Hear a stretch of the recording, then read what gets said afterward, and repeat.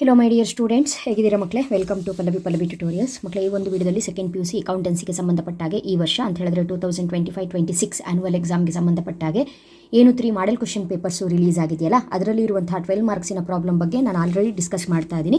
ಸಾಕಷ್ಟು ಪ್ರಾಬ್ಲಮ್ಗಳನ್ನ ಯಾವ ರೀತಿ ಸಾಲ್ವ್ ಮಾಡಬೇಕು ಅನ್ನೋದನ್ನು ಅಪ್ಲೋಡ್ ಮಾಡಿದ್ದೀನಿ. ಸೊ ಆ ವೀಡಿಯೋಸ್ಗಳನ್ನ ವಾಚ್ ಮಾಡಿಲ್ಲ ಅಂತ ಹೇಳಿದ್ರೆ ವಾಚ್ ಮಾಡಿ. ಸೊ ನಿಮಗೆಲ್ಲ ಗೊತ್ತಿರೋ ಹಾಗೆ ಈ ಬ್ಯಾಕಲ್ಲಿ ಇವಾಗ ಬಂದಿರುವಂತಹ 2 ವೀಡಿಯೋಸ್ಗಳು ಯಾವುದು ಅಂತ ಹೇಳಿದರೆ, ಕ್ವಶನ್ ನಂಬರ್ 31ನಲ್ಲಿ ಕೇಳುವಂತಹ ಒಂದು ಇಂಪಾರ್ಟೆಂಟ್ 12 ಮಾರ್ಕ್ಸಿನ topic, that is comparative statement ಆಗಿರ್ಬೋದು ಅಥವಾ ಕಾಮನ್ ಸೆನ್ಸ್ ಸ್ಟೇಟ್ಮೆಂಟ್ ಆಗಿರ್ಬೋದು.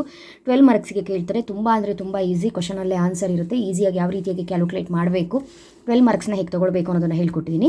ಮಾಡೆಲ್ ಕ್ವಶನ್ ಪೇಪರ್ 1 ಆ್ಯಂಡ್ 3ಯಲ್ಲಿ ಕಂಪ್ಯಾರಿಟಿವ್ ಬ್ಯಾಲೆನ್ಸ್ ಶೀಟ್ ಒಂದರಲ್ಲಿದೆ, ಓಕೆ ಅಲ್ವಾ? Next comparative profit and loss statement ಒಂದರಲ್ಲಿದೆ. ಸೊ ಇದೆರಡೂ ಪ್ರಾಬ್ಲಮ್ನು ನಾನು ಎಕ್ಸ್ಪ್ಲೈನ್ ಮಾಡಿದ್ದೀನಿ. ಸೊ ಈ ಪ್ರಾಬ್ಲಮ್ನ ಎಕ್ಸ್ಪ್ಲೈನ್ ಮಾಡಿರೋ ವೀಡಿಯೋಗಳನ್ನ ನೀವು ವಾಚ್ ಮಾಡ್ಕೊಂಡು ಬಂದರೆ ಮಾತ್ರ ಪರ್ಟಿಕ್ಯುಲರ್ಸ್ನ ಯಾವ ರೀತಿಯಾಗಿ ಬರಿತೀವಿ ಅನ್ನೋದು ನಿಮಗೆ ಗೊತ್ತಾಗುತ್ತೆ. ಇವಾಗ ಮಾಡೆಲ್ ಕ್ವಶನ್ ಪೇಪರ್ 2ಅಲ್ಲಿ ಸೇಮ್ ಕ್ವಶನ್ ನಂಬರ್ 31ನಲ್ಲಿ ಅವ್ರು ಏನು ಮಾಡಿದ್ದಾರೆ ಅಂತ ಹೇಳಿದ್ರೆ, ಕಂಪ್ಯಾರಿಟಿವ್ ಬದಲಿಗೆ ಕಾಮನ್ ಸೈಜ್ ಸ್ಟೇಟ್ಮೆಂಟ್ ಕೇಳಿದ್ದಾರೆ. ಕಂಪ್ಯಾರಿಟಿವ್ಗೂ ಕಾಮನ್ ಸೈಜ್ಗೂ ಇರೋ ವ್ಯತ್ಯಾಸ ಏನು, ಡಿಫ್ರೆನ್ಸ್ ಏನು ಅಂತ ಹೇಳಿದ್ರೆ, ನಾವು ಕಂಪ್ಯಾರಿಟಿವ್ ಸ್ಟೇಟ್ಮೆಂಟಲ್ಲಿ ಆಬ್ಸಲ್ಯೂಟ್ ಇನ್ಕ್ರೀಸ್ ಆರ್ ಡಿಕ್ರೀಸನ್ನ ಕಂಡುಹಿಡಿತೀವಿ. ಕಂಪ್ಯಾರಿಟಿವಲ್ಲಿ ಆಬ್ಸಲ್ಯೂಟ್ ಇನ್ಕ್ರೀಸ್ ಆರ್ ಡಿಕ್ರೀಸನ್ನ ಕಂಡುಹಿಡಿದು ಪರ್ಸಂಟೇಜನ್ನ ಕಂಡುಹಿಡಿತೀವಿ. ಬಟ್ ಕಾಮನ್ ಸೈಜಲ್ಲಿ ನಮಗೆ ಇನ್ಕ್ರೀಸ್ ಆರ್ ಡಿಕ್ರೀಸು ಮ್ಯಾಟರ್ ಆಗಲ್ಲ. ನಮಗೆ ಇನ್ಕ್ರೀಸ್ ಆ್ಯಂಡ್ ಡಿಕ್ರೀಸು ನಮಗೆ ಬೇಡ, ನಮಗೆ ಜಸ್ಟ್ ಪರ್ಸಂಟೇಜ್ ಅಷ್ಟೇ ಬೇಕು. ಹಾಗಾಗಿ ಕಂಪ್ಯಾರಿಟಿವ್ ಬ್ಯಾಲೆನ್ಸ್ ಶೀಟ್ಗೂ ಕಾಮನ್ ಸೈಜ್ ಬ್ಯಾಲೆನ್ಸ್ ಶೀಟ್ಗೂ ಇರುವಂಥ ಡಿಫ್ರೆನ್ಸ್ ಏನು ಅಂತ ಹೇಳಿದ್ರೆ, ಕಂಪ್ಯಾರಿಟಿವಲ್ಲಿ ಇನ್ಕ್ರೀಸ್ ಕಂಡುಹಿಡಿತೀವಿ, ಇಲ್ಲಿ ಪರ್ಸಂಟೇಜ್. ಹಾಗಂತ ಕಂಪ್ಯಾರಿಟಿವಲ್ಲೂ ಪರ್ಸಂಟೇಜ್ ಇರುತ್ತೆ, ಬಟ್ ಇಲ್ಲಿ ಇನ್ಕ್ರೀಸ್ ಆರ್ ಡಿಕ್ರೀಸ್ ಪರ್ಸಂಟೇಜ್ ಕಂಡುಹಿಡಿಯುವಾಗ ಫಸ್ಟ್ ಇಯರು ಸೆಕೆಂಡ್ ಇಯರ್ಗೂ ಏನು ಡಿಫ್ರೆನ್ಸ್ ಇದೆ ಪರ್ಸಂಟೇಜಲ್ಲಿ ಅನ್ನೋದನ್ನು ನಾವು ಕಂಡುಹಿಡಿತೀವಿ. ಆಯಿತಾ? ಈಗ ನಿಮಗೆ ಡೌಟು, ಹಾಗಾದರೆ ಕಂಪ್ಯಾರಿಟಿವ್ ಹೇಳಿದ್ರಲ್ಲ ಮೇಡಮ್, ಅದೇ ರೀತಿ ಕಾಮನ್ ಸೈಜ್ಗೂ ಕೂಡ ಕಾಲಮ್ಸ್ಗಳು ಬರುತ್ತಾ? ಹೌದು, ನೋಡಿ ಇಲ್ಲೇ ಹೇಳ್ತಾ ಇದ್ದೀನಿ. ಕಾಮನ್ ಸೈಜ್ ಬ್ಯಾಲೆನ್ಸ್ ಶೀಟ್ ಕೇಳಿದ್ದಾರೆ. ಇಲ್ಲಿ ಬ್ಯಾಲೆನ್ಸ್ ಶೀಟ್ ಆದರೂ ಕೇಳಿ, ಪ್ರಾಫಿಟ್ ಆರ್ ಲಾಸ್ ಆದರೂ ಕೇಳಿ, ಯಾವ ರೀತಿ ಬರೀಬೇಕು ಅನ್ನೋದು ನಿಮಗೆ ಗೊತ್ತಿದೆ. ಒಂದು ಸಲ ನಾನು ನಿಮಗೆ ಹೇಳಬೇಕು ಅಂತ ಹೇಳಿದ್ರೆ, ಲಾಸ್ಟ್ ವೀಡಿಯೋಗಳನ್ನ ವಾಚ್ ಮಾಡ್ಕೊಂಡು ಬನ್ನಿ ಮಕ್ಕಳೇ. ಯಾಕಂತ ಹೇಳಿದ್ರೆ ಪ್ರತಿ ವೀಡಿಯೋದಲ್ಲೂ ಎಲ್ಲ ಇನ್ಫಾರ್ಮೇಷನ್ನ ಕೊಡ್ತಾ ಹೋದರೆ ಲಾಂಗ್ ಆಗುತ್ತೆ ವೀಡಿಯೋಸ್ಗಳು.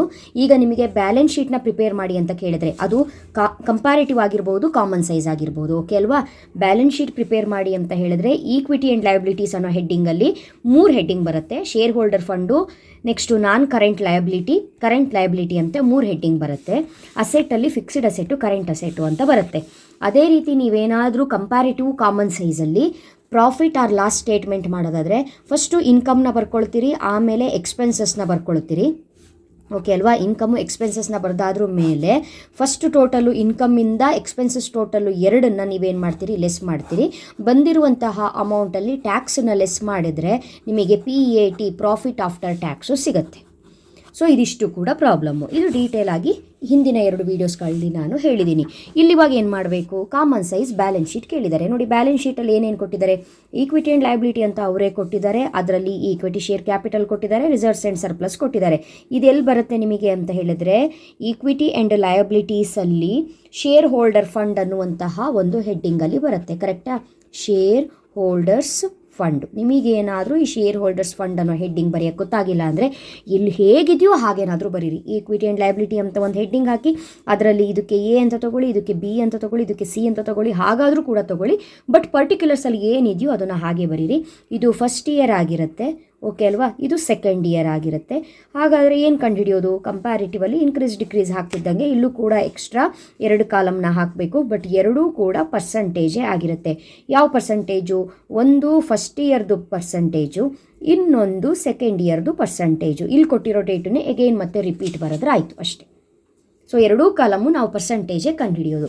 ನೆಕ್ಸ್ಟು ಪರ್ಸಂಟೇಜ್ ಕಂಡುಹಿಡಿಯುವಾಗ ಏನು ಮಾಡ್ತಾ ಇದ್ರಿ ಅಂತ ಹೇಳಿದ್ರೆ, ಅಲ್ಲಿ 3rd ಕಾಲಮ್ ಬರ್ತಾ ಇತ್ತು ನಿಮಗೆ absolute increase. So absolute increase ಡಿಕ್ರೀಸನ್ನ ಉಪಯೋಗಿಸ್ಕೊಂಡು ನೀವು ಪರ್ಸಂಟೇಜ್ ಕಂಡುಹಿಡಿತಾ ಇದ್ರಿ. ಇಲ್ಲಿ ಹಾಗಲ್ಲ, ಇಲ್ಲಿ ನಿಮಗೆ ಟೋಟಲ್ ಅಂತ ಬರುತ್ತೆ.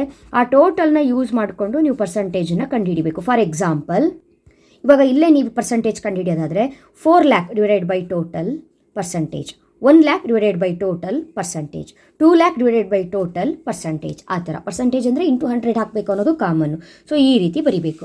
ಇಲ್ಲೇನು ಮಾಡಿದ್ದಾರೆ, ಇಲ್ಲಿ 3 ಟ್ರಾನ್ಸಾಕ್ಷನ್ ಏನಾಗಿದೆ ಅದನ್ನು ಕೊಟ್ಟಿದ್ದಾರೆ, ಲಯಬಿಲಿಟಿ ಏನಿದೆ ಅದು ಕೊಟ್ಟಿದ್ದಾರೆ, ರಿಮೈನಿಂಗ್ ಇಲ್ಲಿ ಕೊಟ್ಟಿದ್ದಾರೆ ನೋಡಿ, ಟ್ರೇಡ್ ಪೇಯಬಲ್ಸ್ ಕೊಟ್ಟಿದ್ದಾರೆ, ಅದರ್ ಕರೆಂಟ್ ಲಯಬಿಲಿಟಿ ಅಂತ ಅವರೇ ಕೊಟ್ಟಿದ್ದಾರೆ, ಇದಿಷ್ಟಿದೆ ಇನ್ಫಾರ್ಮೇಷನು.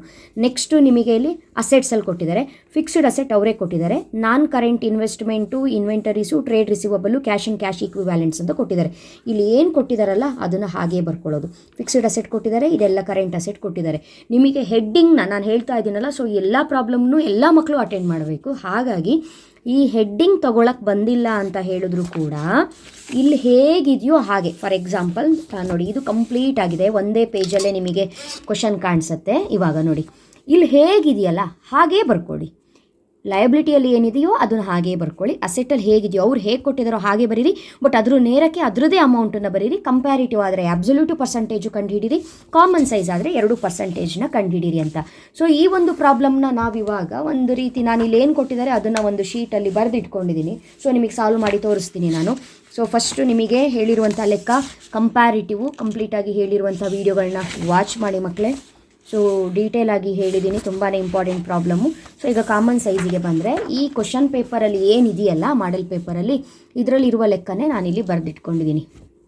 ಓಕೆ ಅಲ್ವಾ? ಹೇಗೆ ಬರೆದಿಟ್ಕೊಂಡಿದ್ದೀನಿ ನೋಡಿ, ಕಾಮನ್ ಸೈಜ್ ಬ್ಯಾಲೆನ್ಸ್ ಶೀಟ್ನ ಪ್ರಿಪೇರ್ ಮಾಡಿ ಅಂತ ಕೇಳಿದ್ದಾರೆ, ಅದರದ್ದೇ ಡೇಟ್ ಹಾಕಿ ಬರ್ಕೊಂಡಿದ್ದೀನಿ. ಪರ್ಟಿಕ್ಯುಲರ್ಸ್ ಬರ್ಕೊಂಡಿದ್ದೀನಿ. ಅವ್ರು ಕೊಟ್ಟಿರುವಂತಹ 2 ಇಯರ್ನ ಬರ್ಕೊಂಡಿದ್ದೀನಿ, ಫಸ್ಟ್ ಇಯರು ಸೆಕೆಂಡ್ ಇಯರು ಅವ್ರೇನು ಕೊಟ್ಟಿದ್ದಾರೆ ಅದನ್ನೇ ಬರ್ಕೊಂಡಿದ್ದೀನಿ. ಅದಾದ ನಂತರ 2% ಬೇಕು, 2%ನ ಬರ್ಕೊಂಡಿದ್ದೀನಿ. ಅವ್ರು ಕೊಟ್ಟಿರುವ ಡೇಟನ್ನೇ ಮತ್ತೆ ಫಸ್ಟ್ ಸೆಕೆಂಡು ಕಾಲಮಲ್ಲಿ ಬರ್ಕೊಂಡಿರೋದು. ನೆಕ್ಸ್ಟ್ ನೋಡಿ, ಇಲ್ಲಿ ಮೇನ್ 1 ಅವ್ರೇನು ಕೊಟ್ಟಿದ್ದಾರೋ ಅದನ್ನೇ ಬರ್ತಿದ್ದೀನಿ. Equity and liabilities, shareholder ಫಂಡಲ್ಲಿ share capital, reserves and surplus ಬರುತ್ತೆ, ಅದನ್ನು ಬರೆದಿದ್ದೀನಿ. ನೆಕ್ಸ್ಟು ನಾನ್ ಕರೆಂಟ್ ಲಯಬಿಲಿಟಿ ಇದೆ, ಕರೆಂಟ್ ಲಯಬಿಲಿಟಿ ಇದೆ. ನಾನಿವಾಗ ಏನು ಮಾಡ್ತೀನಿ ಅಂತ ಹೇಳಿದ್ರೆ, ಇಲ್ಲಿ ಕೊಟ್ಟಿರುವಂಥ ಇನ್ಫಾರ್ಮೇಷನ್ನ ಎಂಟ್ರಿ ಮಾಡ್ತಾ ಹೋಗ್ತೀನಿ. ಫಸ್ಟು ಈಕ್ವಿಟಿ ಶೇರ್ ಕ್ಯಾಪಿಟಲ್ ಅಂತ ಇದೆ, ನಾನಿಲ್ಲಿ ಶೇರ್ ಕ್ಯಾಪಿಟಲ್ ಅಂತ ಬರೆದಿದ್ದೀನಲ್ಲ ಅದೇ ಸರಿ ಇದೆ. ನೆಕ್ಸ್ಟು ರಿಸರ್ವ್ಸ್ ಆ್ಯಂಡ್ ಸರ್ಪ್ಲಸ್ ಅಂತ ಇದೆ, ಅದು ಕೂಡ ಬರೆದಿದ್ದೀನಿ.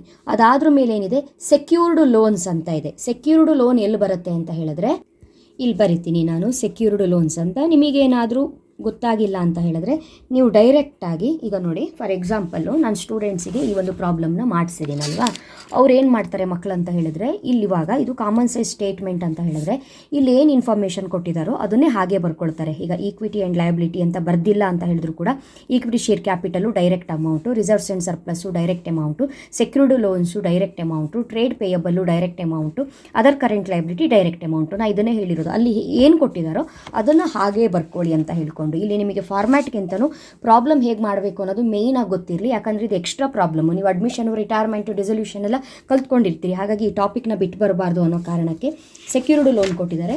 ನೆಕ್ಸ್ಟು ಇದೇ ಪ್ರಾಬ್ಲಮ್ಮಲ್ಲಿ ಕರೆಂಟ್ ಲಯಬಿಲಿಟಿ ಅಂಡರಲ್ಲಿ ಬರೆಯೋದಕ್ಕೆ ಏನಾದರೂ ಕೊಟ್ಟಿದ್ದಾರೆ ಅಂತ ಹೇಳ್ಕೊಂಡು ನೋಡ್ಕೊಳ್ಬೇಕು. ಟ್ರೇಡ್ ಪೇಯಬಲ್ಸ್ ಇದೆ, ನಾನಿಲ್ಲಿ ಟ್ರೇಡ್ ಪೇಯಬಲ್ ಅಂತಲೇ ಬರಿತೀನಿ, ಟ್ರೇಡ್ ಪೇಯಬಲ್ಸ್. ನೆಕ್ಸ್ಟು ಇನ್ನೊಂದು ಅದರ್ ಕರೆಂಟ್ ಲಯಬಿಲಿಟಿ ಇದೆ, ಬರಿತಾ ಇದ್ದೀನಿ, other current liability. So confuse ಮಾಡ್ಕೊಳ್ಬೇಡಿ, ನಾನು ಹೇಳಿದ್ದು ನಿಮಗೆ ಅರ್ಥ ಆಯ್ತಲ್ಲ. ನೀವು ಕ್ವಶನಲ್ಲಿ ಪರ್ಟಿಕ್ಯುಲರ್ಸ್ ಏನು ಕೊಟ್ಟಿದ್ದಾರೋ ಅದನ್ನೇ ಬರ್ಕೊಂಡು ಹೋಗಿ.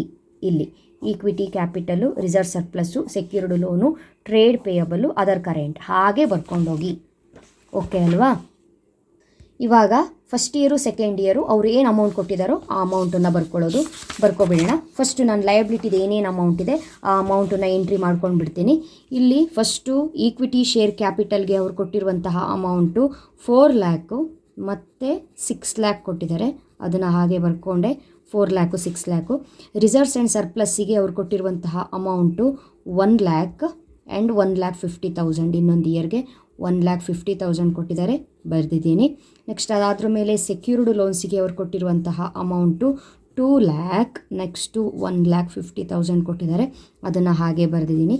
ಅದಾದ ನಂತರ ಟ್ರೇಡ್ ಪೇಯಬಲ್ಸ್ ಇದೆ, ಟ್ರೇಡ್ ಪೇಯಬಲ್ಸಿಗೆ ಅವ್ರು ಕೊಟ್ಟಿರುವಂತಹ ಅಮೌಂಟು ಇಲ್ಲಿದೆ ನೋಡಿ, 75,000, 1 ಲ್ಯಾಕ್ ಇದೆ. ಸೊ ಅದೇ ಅಮೌಂಟನ್ನು ಬರಿತಾ ಇದ್ದೀನಿ, 75,000 ಆ್ಯಂಡ್ 1 ಲ್ಯಾಕ್, ಆ ಅಮೌಂಟನ್ನೇ ಬರೆದಿದ್ದೀನಿ. ನೆಕ್ಸ್ಟ್ ಅದಾದ್ರ ಮೇಲೆ ಕೊನೆ ಲಯಬಿಲಿಟಿ 25,000, 50,000 ಕೊಟ್ಟಿದ್ದಾರೆ. ಸೊ ಅದನ್ನು ಕೂಡ ಹಾಗೆ ಬರಿತೀನಿ, 25,000 ಮತ್ತು 50,000. ಈಗ ನಾವೇನು ಮಾಡಬೇಕು, ಲಯಬಿಲಿಟೀಸ್ನೆಲ್ಲ ಟೋಟಲ್ ಮಾಡಬೇಕು. ಇಲ್ಲಿ ಬರೆದಾಗಿದೆ, ಟೋಟಲ್ ಮಾಡಿ ಈ ಕಾಲಮ್ನಲ್ಲಿ ಬರಿತೀನಿ ನಾನು. ಟೋಟಲ್ಲು 4, 1, 5, 6, 7, 7, 8 ಲಕ್ಷ ಆಗುತ್ತೆ, 8 ಲ್ಯಾಕ್. ನೆಕ್ಸ್ಟು ಈ ಸೈಡು ನಿಮಗೆ ಟೋಟಲು 10,50,000 ಆಗುತ್ತೆ. ಟೋಟಲ್ ಬರೆದಿದ್ದೀನಿ. ಓಕೆ ಅಲ್ವಾ? ಇಲ್ಲಿಗೆ ಟೋಟಲ್ ಮುಗೀತು. ಈಗ ಏನು ಮಾಡೋಣ, ಅಸೆಟ್ಸ್ ಎಲ್ಲ ಅವ್ರು ಏನು ಕೊಟ್ಟಿದ್ದಾರೆ ಆ ಅಸೆಟ್ಸು ಕೊಟ್ಟಿರುವಂಥ ಅಸೆಟ್ಸ್ಗಳನ್ನೆಲ್ಲ ನಾನು ಎಂಟ್ರಿ ಮಾಡ್ತಾ ಇದ್ದೀನಿ. ಫಸ್ಟು ಫಿಕ್ಸ್ಡ್ ಅಸೆಟ್ ಕೊಟ್ಟಿದ್ದಾರೆ. ಫಿಕ್ಸ್ಡ್ ಅಸೆಟ್ಟು 3,50,000 ಒಂದು ಕಡೆ ಇದೆ ಫಸ್ಟ್ ಇಯರಲ್ಲಿ. ಸೆಕೆಂಡ್ ಇಯರಲ್ಲಿ 5 lakh ಇದೆ. ಸೊ ಅದನ್ನು ಹಾಗೆ ಬರೆದಿದ್ದೀನಿ. ನೆಕ್ಸ್ಟು ನಾನ್ ಕರೆಂಟ್ ಇನ್ವೆಸ್ಟ್ಮೆಂಟು 1,50,000 ಇದೆ. ನೆಕ್ಸ್ಟು 2 lakh ಇದೆ, ಅದನ್ನು ಹಾಗೆ ಬರ್ಕೊಂಡಿದ್ದೀನಿ. ನೆಕ್ಸ್ಟು ಇನ್ವೆಂಟರೀಸು ಒಂದು ಕಡೆ ಫಸ್ಟ್ ಇಯರಲ್ಲಿ 1 lakh ಇದೆ. ಫಸ್ಟ್ ಇಯರಲ್ಲಿ 1 lakh ಇದೆ. ಸೆಕೆಂಡ್ ಇಯರಲ್ಲಿ 1,50,000 ಇದೆ, ಅದನ್ನು ಹಾಗೆ ಬರ್ಕೊಂಡಿದ್ದೀನಿ. ನೆಕ್ಸ್ಟು ಟ್ರೇಡ್ ರಿಸೀವಬಲ್ಸು ಫಸ್ಟು ಅವರು 1,25,000 ಕೊಟ್ಟಿದ್ದಾರೆ. 1,25,000 ಕೊಟ್ಟಿದ್ದಾರೆ. ನೆಕ್ಸ್ಟು ಸೆಕೆಂಡ್ ಇಯರಲ್ಲಿ 1,50,000 ಕೊಟ್ಟಿದ್ದಾರೆ. ನೆಕ್ಸ್ಟ್ ಕ್ಯಾಶ್ ಆ್ಯಂಡ್ ಕ್ಯಾಶ್ ಈಕ್ವಿವ್ಯಾಲೆಂಟ್ಸು 75,000 ಕೊಟ್ಟಿದ್ದಾರೆ. ನೆಕ್ಸ್ಟ್ ಇಯರು 50,000 ಕೊಟ್ಟಿದ್ದಾರೆ. ಸೊ ಇದು ಕಂಪ್ಯಾರಿಟಿವ್ ಅಲ್ಲ, ಹಾಗಾಗಿ ನಾವು ಟೋಟಲ್ ಮಾಡಿ ಇಡೋಣ ಇಲ್ಲಿ. ಸೊ ಟೋಟಲ್ ಮಾಡಿದಾಗ ಎರಡು ಕಡೆಯೂ ಕೂಡ ಸೇಮ್ ಬರುತ್ತೆ. Because assets is equal to liability ಅಂತ ನಮಗೆ ಗೊತ್ತಿದೆ. 10,50,000 ಟೋಟಲ್ ಮಾಡಿದ್ರೂ ಕೂಡ ಸೇಮ್ ಬರುತ್ತೆ. ಇಲ್ಲಿ 5 lakh, 2 lakh, 1,50,000, 1,50,000, ಓಕೆ 10,50,000 ಇದೆ. ಸೊ ಇದಿಷ್ಟು ಕ್ವಶನ್ ಪೇಪರಲ್ಲಿ ಹೇಗಿದೆಯೋ ಹಾಗೆಯೇ ಬರ್ಕೊಂಡ್ವಿ. ಕರೆಕ್ಟಾ? ಇವಾಗ ಏನು ಮಾಡಬೇಕು, ಪರ್ಸಂಟೇಜ್ ಮಾಡಬೇಕು. ಸೊ ಟೋಟಲ್ ನಮಗೆ ಎದ್ದು ಕಾಣಿಸ್ಬೇಕಲ್ಲ, ಅದಕ್ಕೆ ಈ ರೀತಿಯಾಗಿ 1-2 ಗೆರೆ ಹಾಕ್ಕೊಳ್ಳಿ. ಯಾಕಂತ ಹೇಳಿದ್ರೆ ಟೋಟಲ್ನ ಯೂಸ್ ಮಾಡಿಕೊಂಡೇ ನೀವು ಪರ್ಸಂಟೇಜನ್ನ ಕಂಡುಹಿಡಿಯುವಂಥದ್ದು. ಓಕೆನಾ? ಇವಾಗ ಕ್ಯಾಲ್ಕುಲೇಟ್ರ್ ತೊಗೊಳ್ಳಿ, ಪರ್ಸಂಟೇಜ್ ಇದು ಮಾಡ್ತಾ ಹೋಗಿ. ಫಸ್ಟ್ ಅಮೌಂಟು ಟೋಟಲ್ಲು ನೋಡಿ, first amount total into 100, second amount total into 100, third amount total into 100, fourth amount total into 100, fifth amount total into 100, total by total into 100, ಈ ಥರ ಮಾಡುವಂಥದ್ದು. ಸೊ ಇಲ್ಲಿಗ ಫಸ್ಟು 4 lakh ಇದೆ, ನಾನು ತೊಗೊಂಡೆ 4 lakh ಡಿವೈಡೆಡ್ ಬೈ ಟೋಟಲ್ಲು ಎಷ್ಟು 8 lakh into 100 ಎಷ್ಟಾಯಿತು percentage 50% ಆಯಿತು. ಇಲ್ಲಿ ನಾನು 50% ಅಂತ ಹೇಳ್ಕೊಂಡು ಬರ್ತಿದ್ದೀನಿ. ನೆಕ್ಸ್ಟ್ ಇವಾಗ ಫಸ್ಟ್ ಈ ಕಾಲಮ್ನ ನಾವು ಎಲ್ಲ ಪರ್ಸಂಟೇಜ್ ಬರ್ಕೊಬೇಡ. ಇವಾಗ ಹೇಳಿ. ನೆಕ್ಸ್ಟು 1 lakh ಡಿವೈಡೆಡ್ ಬೈ ಮತ್ತೆ ಟೋಟಲ್ಲು ಇಂಟು 100 ಎಷ್ಟಾಯಿತು 12.5% ಆಯಿತು. 12.5% ಆಯಿತು. ಓಕೆ ಅಲ್ವಾ? ನೆಕ್ಸ್ಟು ಮತ್ತೆ 2 lakh, ಕರೆಕ್ಟಾ? 2 lakh ಡಿವೈಡೆಡ್ ಬೈ ಮತ್ತೆ ಟೋಟಲ್ಲು 8 lakh ಇಂಟು 100 ಎಷ್ಟಾಯಿತು 25% ಆಯಿತು. ನಾನಿಲ್ಲಿ 25% ಬರೆದೆ. ಎಗೈನು ಮತ್ತೆ ಅಮೌಂಟು 75,000 ಡಿವೈಡೆಡ್ ಬೈ ಮತ್ತೆ ಟೋಟಲ್ಲು 8 lakh ಇಂಟು 100 ಎಷ್ಟಾಯಿತು 9.37% ಬರುತ್ತೆ. 9.37% ಬರುತ್ತೆ. ನೆಕ್ಸ್ಟು ಮತ್ತೆ ಅಮೌಂಟು 25,000 ಡಿವೈಡೆಡ್ ಬೈ ಮತ್ತೆ ಟೋಟಲ್ಲು 8 lakh ಇಂಟು 100 ಎಷ್ಟು ಬಂತು 3.125 ಬರುತ್ತೆ. 125%, 3.12 ಅಂತ ಕೂಡ ತಗೊಳ್ಬೋದು, ರಾಂಗೇನಿಲ್ಲ. ನೆಕ್ಸ್ಟು ಇವಾಗ ಟೋಟಲಿಗೆ ಬಂದ್ವಿ, ಗೊತ್ತಿದೆ ನಮಗೆ 8 lakh, ಇಲ್ಲಿ ಟೋಟಲ್ ಇರೋದೇ 8 lakh ಡಿವೈಡೆಡ್ ಬೈ ಮತ್ತೆ 8 lakh ಇಂಟು 100, ನೋ ಡೌಟು 100% ಬರುತ್ತೆ. ಸೊ 100 ಇದು ಯಾವಾಗಲೂ ಕೂಡ ಕಾಮನ್ ಸೈಜಲ್ಲಿ ಟೋಟಲು 100% ಇರಬೇಕು. ಓಕೆ ಅಲ್ವಾ? ಆಗೋಯ್ತು. ಇವಾಗ ಈ ಕಾಲಮ್ ಮಾಡೋದಾದರೆ ನೋಡಿ, ಸಿಂಪಲ್ಲು 6 lakh ಡಿವೈಡೆಡ್ ಬೈ 10,50,000 ಒಂದ್ಸಲ ಮಾಡಿ ತೋರಿಸ್ತೀನಿ. 6 lakh divided by total 10,50,000 into 100 ಎಷ್ಟು ಬಂತು 57.14 ಬಂತು. 57.14% ಬಂತು. ನೆಕ್ಸ್ಟ್ ಟೋಟಲ್ ಯಾವುದು ಇದು, ಕರೆಕ್ಟ್ ಅಲ್ವಾ? ಈಗ ಹಾಕ್ಕೊಳ್ಳಿ 1,50,000 ಡಿವೈಡೆಡ್ ಬೈ ಮತ್ತೆ ಟೋಟಲ್ಲು, ಅದ್ರ ನೇರ ಟೋಟಲ್ ಆ ಕಾಲಮಿನ ಟೋಟಲ್ ತೊಗೋಬೇಕು. 10,50,000 ಡಿವೈಡೆಡ್ ಬೈ 10,50,000 ಇಂಟು 100 ತೊಗೊಂಡ್ರೆ ಎಷ್ಟು ಬಂತು ಆನ್ಸರು 14.28 ಎಕ್ಸಾಕ್ಟಾಗಿ ಬಂದಿದೆ. 14.28% ಬರುತ್ತೆ. ಈ ರೀತಿ ಬರಿಬೇಕು. ಅದೇ ರೀತಿ 1,50,000 ಡಿವೈಡೆಡ್ ಬೈ 10,50,000 ಇಂಟು 100 ಅಂತ ಹೇಳಿದ್ರು ಕೂಡ 14.28% ಮತ್ತೆ ಬರುತ್ತೆ. Okay, next 1 lakh divided by 10,50,000 into 100 ಮಾಡಿದಾಗ ನಿಮಗೆ ಆನ್ಸರು 9.52% ಬರುತ್ತೆ. ನೆಕ್ಸ್ಟು 50,000 ಡಿವೈಡೆಡ್ ಬೈ 10,50,000 ಮಾಡಿದಾಗ ನಿಮಗೆ 4.76% ಬರುತ್ತೆ. ನೆಕ್ಸ್ಟ್ ಇಲ್ಲಿ 100% ಗ್ಯಾರಂಟಿ. ನೆಕ್ಸ್ಟು ಅದೇ ರೀತಿ ಇವಾಗ ಈ ಕಡೆ ಮಾಡ್ತಾ ಹೋಗಬೇಕು. ಇಲ್ಲಿ ಕರೆಕ್ಟಾಗಿ ನೋಡ್ಕೊಳ್ಳಿ. 3,50,000 divided by 8 lakh into 100 correct ಅಲ್ವಾ? ಸೊ ಕ್ಯಾಲ್ಕುಲೇಟ್ ಮಾಡ್ಕೊಳ್ಳಿ. 3,50,000 divided by 8 lakh into 100 answer 43. 43.75%. 43.75% ಬರುತ್ತೆ. ಅದೇ ರೀತಿ 1,50,000 ಡಿವೈಡೆಡ್ ಬೈ 8 ಲ್ಯಾಕ್ ಮಾಡಿದ್ರೆ 18.75% ಬರುತ್ತೆ. ಅದೇ ರೀತಿ 1 lac divided by 8 lac into 100 ಮಾಡಿದ್ರೆ 12.5% ಬರುತ್ತೆ. Next 1,25,000 divided by 8 lac into 100 ಮಾಡಿದ್ರೆ 15.62% ಬರುತ್ತೆ. 75,000 ಡಿವೈಡೆಡ್ ಬೈ 8 ಲ್ಯಾಕ್ ಇಂಟು 100 ಮಾಡಿದ್ರೆ 9.37% ಬರುತ್ತೆ. Total 8 lac by 8 lac into 100 ಮಾಡಿದ್ರೆ 100% ಬರುತ್ತೆ.